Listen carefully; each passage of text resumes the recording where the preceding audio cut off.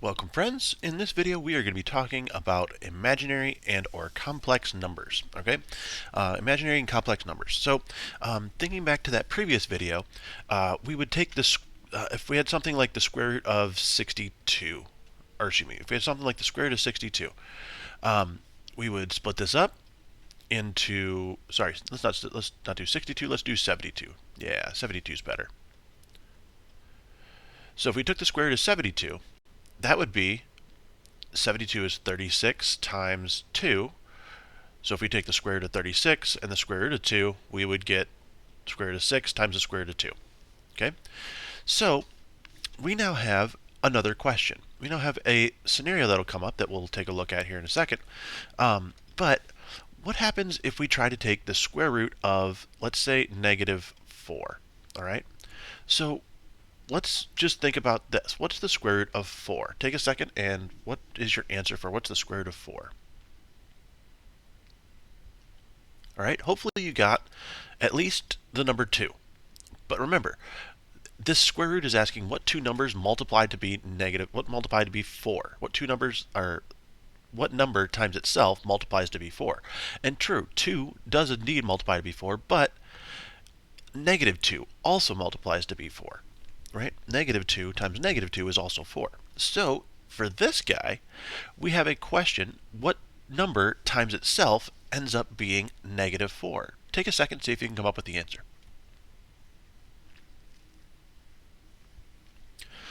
All right, hopefully you were not able to come up with anything because there are no numbers that exist that end up being negative, that end up being multiplying by itself to be a negative 4. I mean, if you think about it, if you take two positive numbers, whatever number you're looking at, if it's a positive number, any positive times any positive is going to be positive. Any negative times any negative is going to be positive as well. So it's very difficult to come up with a thing that is negative 4. So we're going to have a definition. Definition. If we have the square root of a square root of negative 1, we're going to call that number I, and that's our imaginary unit. Okay, so we made up a definition. Whenever we have the square root of negative 1, we're going to replace that with an I. So, with that same idea, if we take the square root of negative 4, we can break that up into the square root of negative 1 times the square root of 4. And in this case, the square root of 4 is 2, and the square root of negative 1 is I. So we'll get plus or minus 2I. Fair enough? Let's do another one. Negative 121. What if we took the square root of negative 121? Take a second, see if you can figure it out.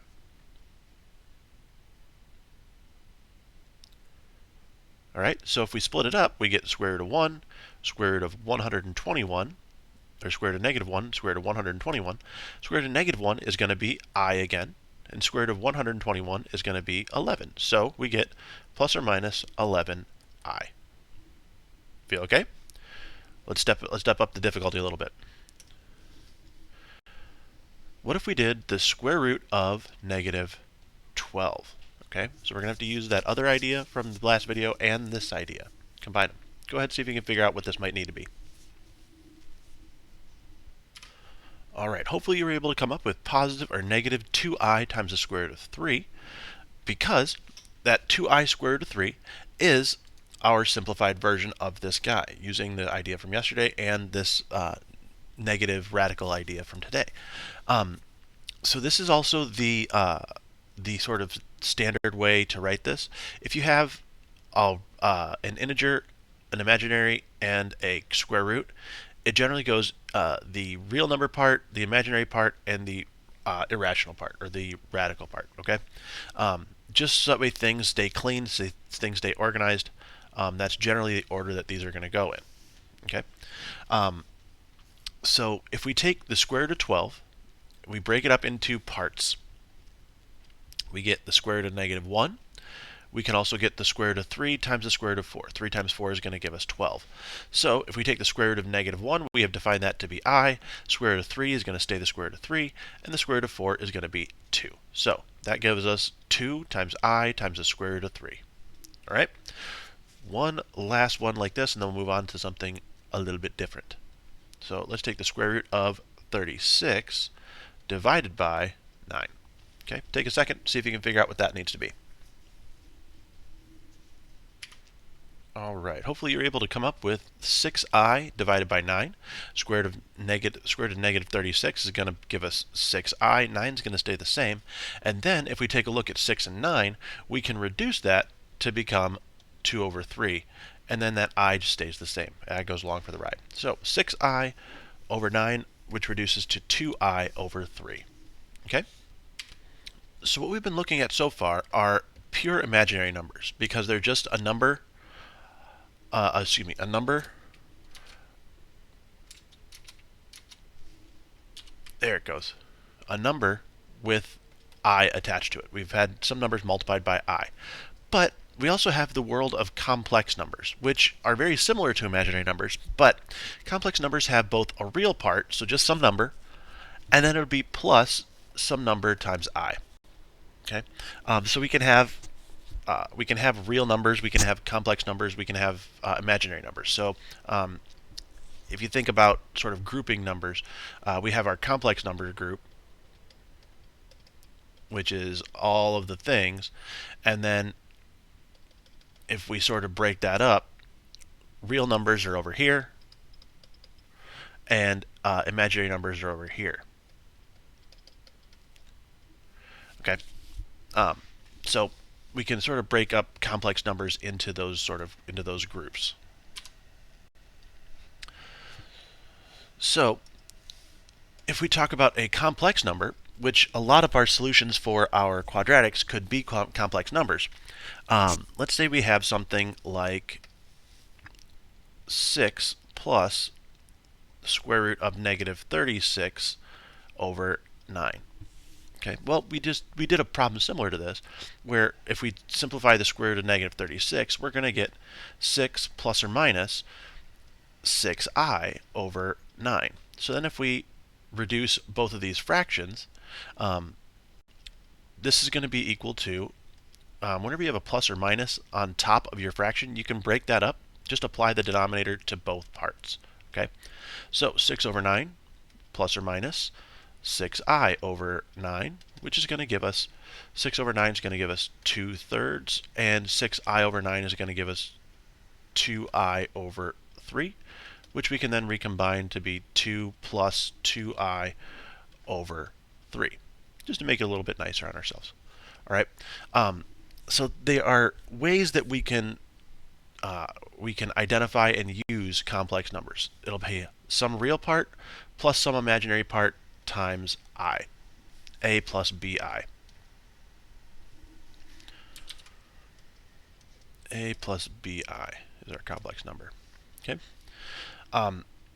So now, if we're trying to do something like solve for x, solve for x's, let's say we have 5x squared plus 90, and we're saying that equals 0.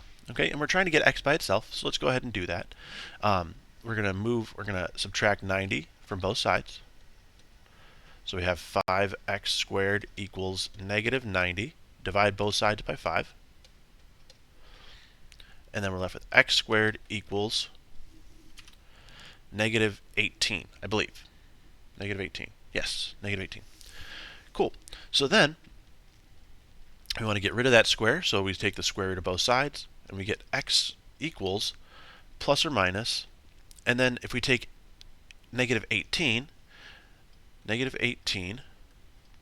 is going to be equal to, we have the square root of negative 1 times, we can do the square root of 9 times the square root of 2, so that would be 3 from the square root of 9, I times the square root of negative 1, sorry, that should be in here, negative 1, times the square root of 2. So this is going to be plus or minus 3i square root 2. Whoops. Helps if I circle the whole thing. Ish. You know what? We're just going to leave it like this. Maybe I'll underline it. There we go. Fixed it. Nailed it. So x equals plus or minus 3i times the square root of 2. Okay? So now, give this one a shot on your own. Let's do x squared plus 48 equals 0. take a second, pause the video, try and work through this one on your own. All right, hopefully you came up with 4i times the square root of 3. Subtract 48 from both sides, take the square root of both sides. Then, when you have the square root of negative 48, you can break square root of negative 48 into I square root of 16 square root of 3, which then becomes I times 4 times the square root of 3. And then we need the positive or negative because we took an even root. Okay? So, solving and ending up with complex numbers is absolutely fine. It's perfectly legal. Don't worry about that. It happens. Okay? We can also solve other equations using complex numbers. Something like this. X squared plus 5x plus 15 equals 0. So, let's go ahead and solve this by, let's use completing the square. Negative 15, negative 15. So, x squared plus 5x plus something is going to be equal to negative 15 plus something. And let's do 5 over 2 squared. So that is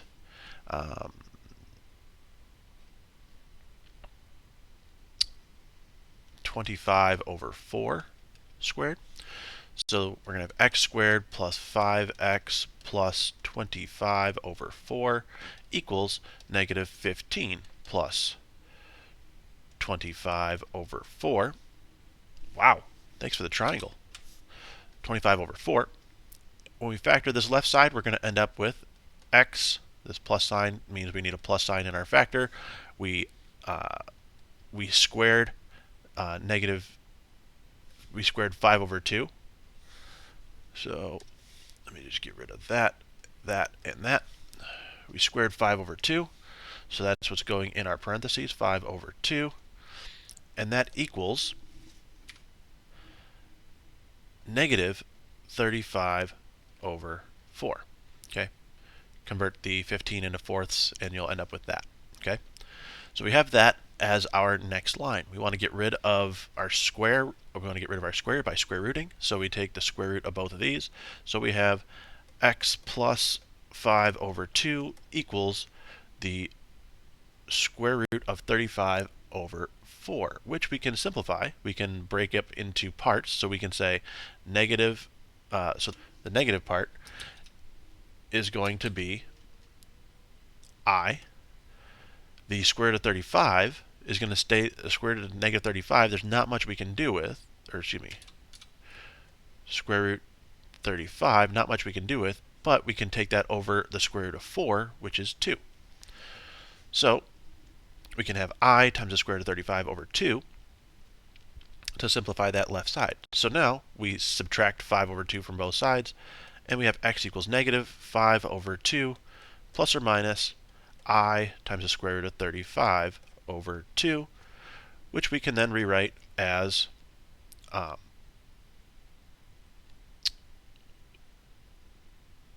negative 5 over 2, or excuse me, negative 5 plus I square root 30. Wow, why are we getting all tilty? Let's keep it level. So we can have 5, negative 5 plus I square root 35 over 2, and negative 5 minus I square root 35 over 2 as our solutions for this particular equation. All right? Gets a little scary, but these are solutions for an equation where if you were to graph this equation, you would see that our solutions were generally looking for where a graph crosses the x-axis. So it would be here and here. So now, by having these complex numbers and imaginary numbers that we can use, we can actually find solutions for graphs like this that don't actually cross the x-axis. Okay? So these are the two solutions that we can use for this particular graph. All right? So the last thing we're going to talk about in this particular video is the idea of complex conjugates. Okay, complex conjugates sounds scary, right? Promise, it's not. So if we have our complex numbers, they're always going to be of the form a plus bi. Okay? If we have a complex conjugate, it's going to be a and bi again, but whatever sign is in between them, we're going to flip it. So a plus bi becomes a minus bi. So for example, if we have the number 8 plus 5i, the complex conjugate for this would be 8 minus 5i. Seems straightforward, seems simple enough. Or if we have something like 6 minus 3i, see if you can figure out what the complex conjugate for that would be. Hopefully you came up with 6 plus 3i. We want the same numbers, but the sign in the middle wants to change. The sign that we're adding between them wants to change, or the imaginary part, the sign on the imaginary part wants to change. Okay, so let's take a look and see what if we had just 6i. How would this change? What would the complex conjugate for 6i be? Again, we want the complex conjugate, we want the complex number part, we want the imaginary part of this a plus bi, so you can also almost imagine this as 0 plus 6i. We're going to change that to be 0 minus 6i. So the complex conjugate for 6i is just negative 6i. Okay? Just change the sign on the imaginary part. Okay? Last one, we're going to have our complex conjugate of I plus the square root of 3. Okay? What's the complex conjugate for this particular guy? All right, hopefully you noticed that the imaginary part and the real part switch sides, so it doesn't change how things are going to happen. We're always finding the opposite, or we're changing the sign on the imaginary part. So this is going to be negative I plus the square root of 3. Okay? Feel free to rewrite this if you feel more comfortable with it being in that standard form as being the square root of 3 plus I, and switching that to square root of 3 minus I. Okay? So complex conjugates sound scary. They're actually incredibly useful numbers, and we'll talk about why that is more later. All I want for you to be able to do now is to be able to identify what those numbers actually are. Okay?